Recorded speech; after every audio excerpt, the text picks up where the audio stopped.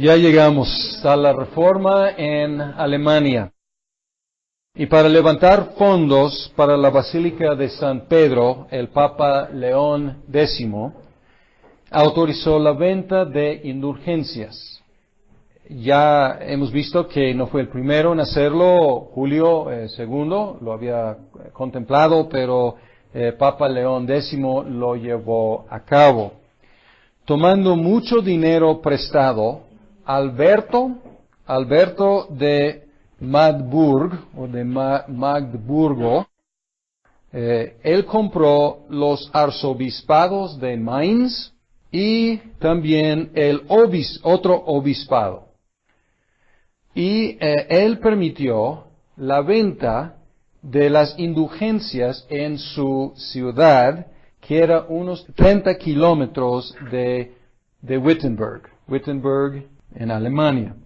Y esto era para pagar su deuda. Entonces, era un arreglo con el Papa, la mitad de las ganancias para él, para pagar su deuda, porque había comprado el arzobispado y el obispado, y la otra mitad para el Papa, para ayudar con la construcción de la Basílica de San Pedro. Y ellos escogieron, no sé exactamente quién escogió, pero el vendedor se llamaba Juan Tetzel. Y era muy buen vendedor, excelente vendedor. Y él proclamó, o se dice que proclamó, o sea, no sabemos exactamente si esta es una cita exacta, pero era la idea de lo que proclamaba en sus sermones. Tan pronto como su moneda suene en el cofre, el alma de sus amigos ascenderá del purgatorio al cielo. Y mucha gente de Wittenberg viajó a Mainz porque era pues una oferta bastante atractiva. Imagínense, pues tu mamá, tu papá, tu abuelo, tu esposa, tu hijo, pues está ahí en el purgatorio sufriendo, y tú, pagando una indulgencia plenaria, puedes sacarlo. Entonces, obviamente, una oferta muy atractiva para la gente. Entonces, mucha gente viajó de Wittenberg a Mainz para comprar las indulgencias, y regresaron buscando la aprobación de su pastor, un monje agustino llamado Martín Lutero. Él era pastor de la iglesia en Wittenberg y también profesor de la Universidad de Wittenberg, cuyo patrocinador era Federico de Sajonia, Federico el Sabio. Y Lutero, viendo este abuso de la gente, del pueblo sencillo y sensible, él empezó a hablar y escribir en contra de las indulgencias. El 31 de octubre de 1517,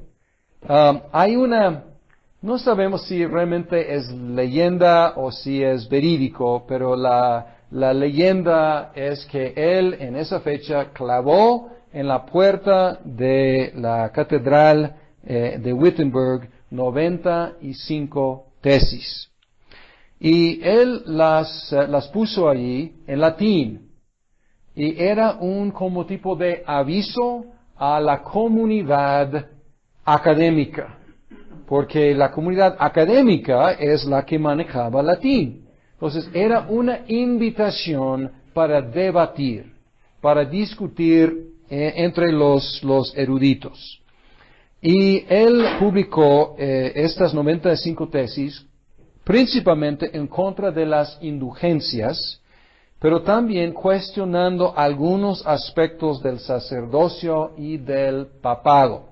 Y si tú lees, y recomiendo, a lo mejor debo asignar esas 95 tesis como lectura obligatoria, pueden ver que son bastante moderadas. La verdad, son bastante moderadas. No está cuestionando la autoridad del Papa, o sea, no está cuestionando muchas cosas muy radicalmente, está diciendo, hay algunos abusos aquí.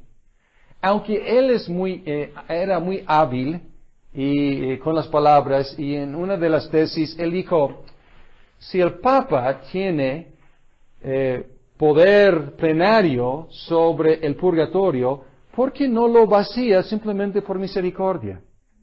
O sea, buena pregunta. Si él puede, ¿por qué no lo hace? Entonces usted no está cuestionándolo, pero está diciendo, si es así, pues ¿por qué no lo usa en una forma más misericordiosa?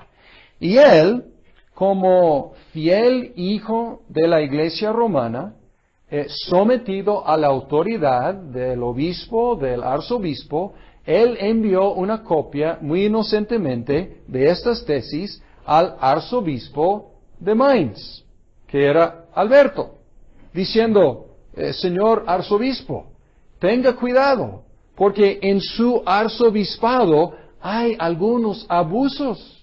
Hay un vendedor de indulgencias que está aprovechándose en una forma fea de la gente.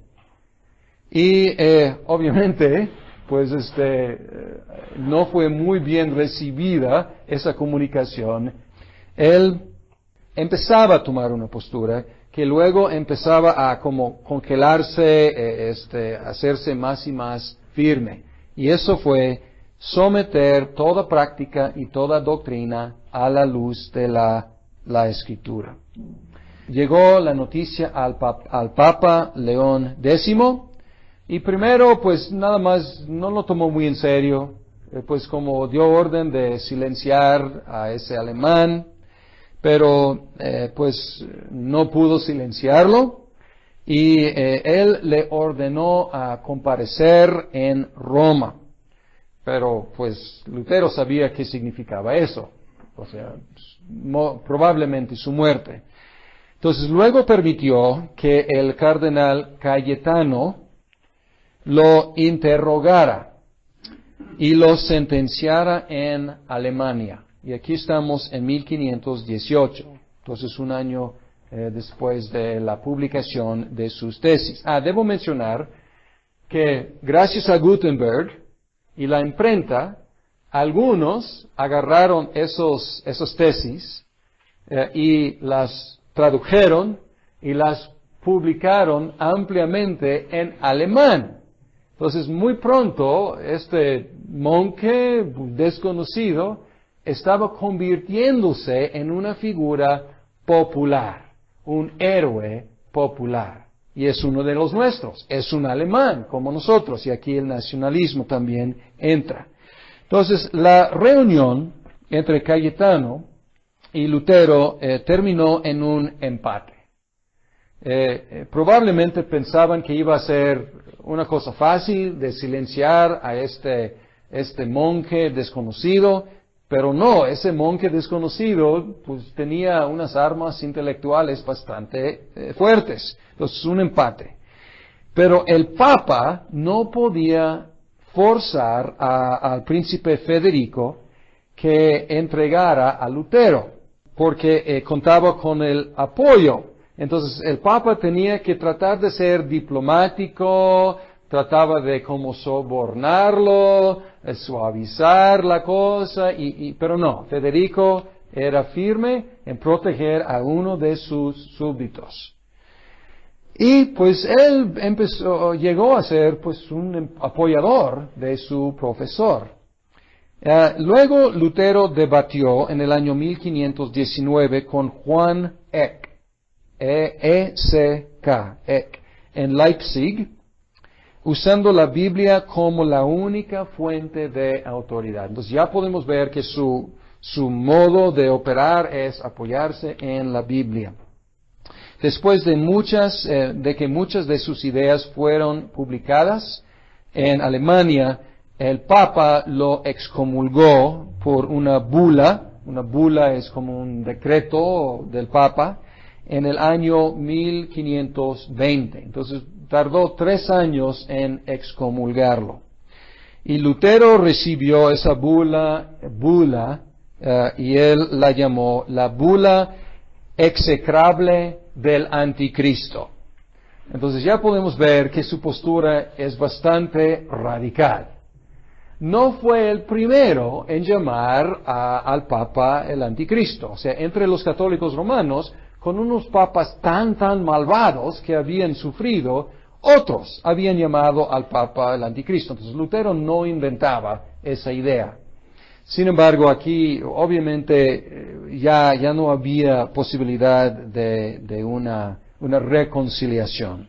Y él quemó públicamente la bula. Era un señor bastante, a veces histriónico, dramático. Públicamente quemó la bula y los cánones de la Iglesia romana. En el año 1521, Lutero fue citado a la dieta de Worms. Y la dieta es la asamblea de los electores, de los príncipes. Esa dieta fue presidida por Carlos V, el joven. Creo que en esa época él tenía unos 18 años, algo así, o sea, fue recién elegido, un joven. Y Carlos V, él había prometido a Lutero salvoconducto. Y los amigos de Lutero le decían, no vayas, acuérdate de Juan Hus. Pero Lutero, era insistente en ir, y le dieron a Lutero la oportunidad de renunciar sus ideas. Y él como empezaba a titubear un poco, porque era impresionante, o sea, todos estos representantes del Papa y todos los políticos y los príncipes, el mismo emperador, allí, todos los más poderosos del imperio estaban allí, y él pidió una noche para pensarlo bien. Y luego pasó gran parte de la noche en oración, y luego se presentó el siguiente día para entregar su respuesta. Y su respuesta es una respuesta que ha llegado a ser famosa en el mundo occidental. Él dio su respuesta y concluyó diciendo, puesto que Su Majestad Imperial y sus Altezas piden de mí una respuesta sencilla, clara y precisa, voy a darla sin dientes ni cuernos, de este modo. El Papa y los concilios han caído muchas veces en el error y en muchas contradicciones consigo mismos. Por lo tanto, si no me convencen con testimonios sacados de las Sagradas Escrituras o con razones evidentes y claras, de manera que quedase convencido y mi conciencia sujeta a esta palabra de Dios, yo no quiero ni puedo retractar nada, por no ser bueno ni digno de un cristiano obrar contra lo que dicta su conciencia. Heme aquí, no puedo hacer otra cosa, que Dios me ayude. Amén. Después de eso, cayó la dieta en un caos, y pues Lutero fue condenado, pero el emperador, él quedó con lo dicho, con este hereje, y por miedo, Federico, el protector de Lutero, el patrocinador de Lutero, el amigo de Lutero, secuestró a Lutero por su propia protección, su propio bien, y lo protegió en el castillo de Wartburgo, durante todo un año, por su propio bien. Durante ese año, Lutero tradujo el Nuevo Testamento en alemán.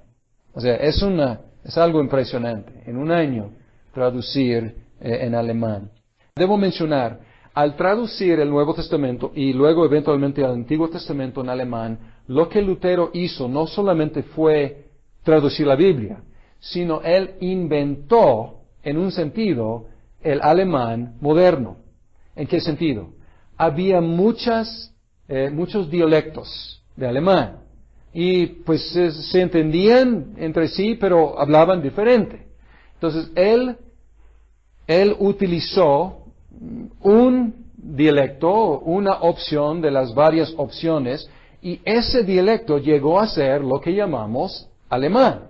Entonces él hizo algo unificador para todos los pueblos alemanes, dándoles un libro que todos querían leer en un idioma que ellos llegaron a compartir en común. Entonces, después de la dieta, Carlos V firmó la condenación de Lutero, pero no pudo llevarla a cabo porque necesitaba el apoyo de Federico. Sin embargo, Lutero desde entonces no podía viajar fuera de zonas donde pues él tenía protección. Otros reformadores podían viajar más, pero él no, porque era un hombre condenado por el imperio. El nombre protestante viene de una protesta posterior. Los príncipes llamados luteranos, seguidores de Lutero, ellos hicieron una protesta en otra dieta, la dieta de Speyer, otra dieta en Speyer en 1529. Carlos V hizo varios intentos de detener la reforma, pero no pudo. Y era una gran frustración para él.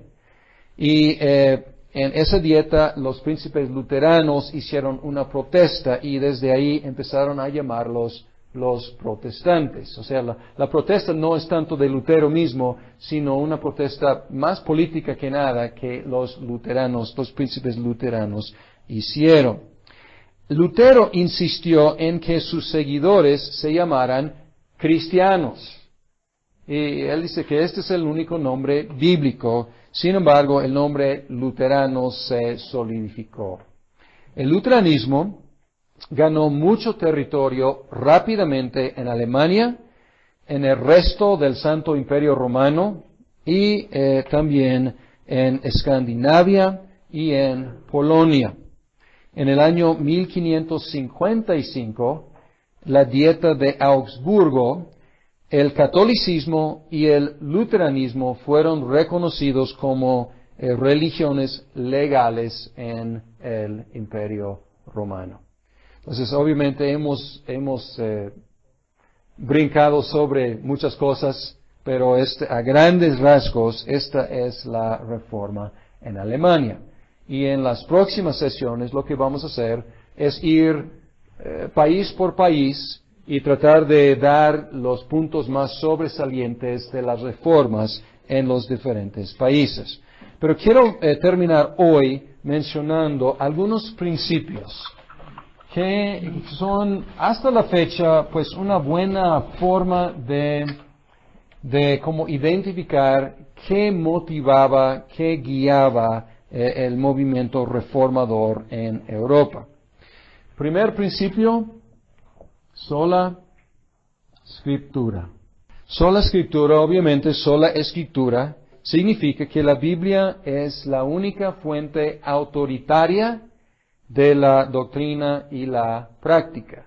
Quiero decir y quiero enfatizar que estos reformadores no se consideraban innovadores y no estaban descartando 1500 años de historia de la Iglesia. Al contrario, algunos, como Calvino, eran humanistas. Martín Lutero era monje agustino y sus votos como monje agustino le obligaban a estudiar la Biblia y los escritos de Agustín de Hipona. Y entonces ellos no consideraban que innovaban, pero ellos estaban leyendo la Biblia a la luz de los mejores comentarios de todos los siglos cristianos. Sin embargo, no se sometían a esas opiniones del pasado. O sea, a fin de cuentas, la única fuente autoritaria es la Biblia. Sola gratia. Sola gratia. Sola gracia significa que la salvación es solo por la gracia de Dios. ¿Es una novedad? Al contrario, es muy bíblico y es muy agustino. Es uno de los énfasis de Agustín. Y debo mencionar que sola gratia técnicamente no hay un conflicto entre la Iglesia Católica Romana y las iglesias reformadas sobre el punto de sola gracia. Oficialmente, la Iglesia Católica Romana también afirma que la salvación es solamente por gracia, oficialmente.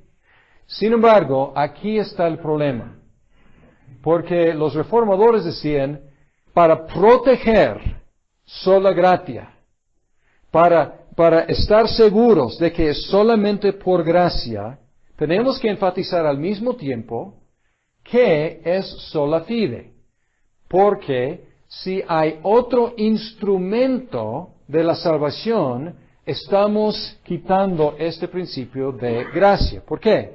Porque la fe no tiene mérito propio. La fe es un canal vacío, podemos decir, por el cual Dios nos comunica su gracia. Entonces, la fe, el principio de sola fe, salvaguarda el principio de sola gracia. Y aquí está la diferencia. Los católicos romanos decían, no, hay otros instrumentos por medio de los cuales Dios nos comunica su gracia. Y aquí entra la cuestión de varias obras. Y los católicos romanos, los más astutos y teológicamente astutos e informados de su propia teología, insisten que estas obras son por la gracia de Dios. O sea, tratan de conservar la idea de sola gracia. Sin embargo, se meten en una tensión muy, muy fuerte. Porque la Biblia dice en Romanos que es por fe para que sea por gracia. Entonces, tiene que ser por fe para que sea por gracia. Y aquí está realmente, pues obviamente hay un gran problema aquí entre la iglesia romana y las iglesias protestantes, podemos llamarlas así ahora, porque la iglesia romana tiene otras fuentes autoritarias. Aquí, técnicamente, hay acuerdo. Aquí, pues no hay acuerdo. Y luego el cuarto principio es solus Christus. ¿Quién es el único mediador entre Dios y el hombre? Solo Cristo. Y obviamente hay un conflicto aquí porque en la iglesia romana hay muchos otros mediadores, sobre todo la Virgen, los santos y los mismos sacerdotes que viven, el Papa, por supuesto. Y el último principio es soli Deo gloria. Solamente a Dios la gloria. Y realmente este principio es la conclusión o la implicación de los otros cuatro principios. Porque si la palabra de Dios es la única fuente autoritaria, si la gracia de Dios es la única base sobre la cual somos salvos, si la fe en Jesucristo, que no tiene mérito propio, es el único instrumento de la salvación, y si Cristo es el único mediador entre Dios y el hombre, ¿quién recibe la gloria? Solamente Dios recibe la gloria. Y podemos identificar estos 5 principios como los principios sobre los cuales la Reforma Protestante se basó.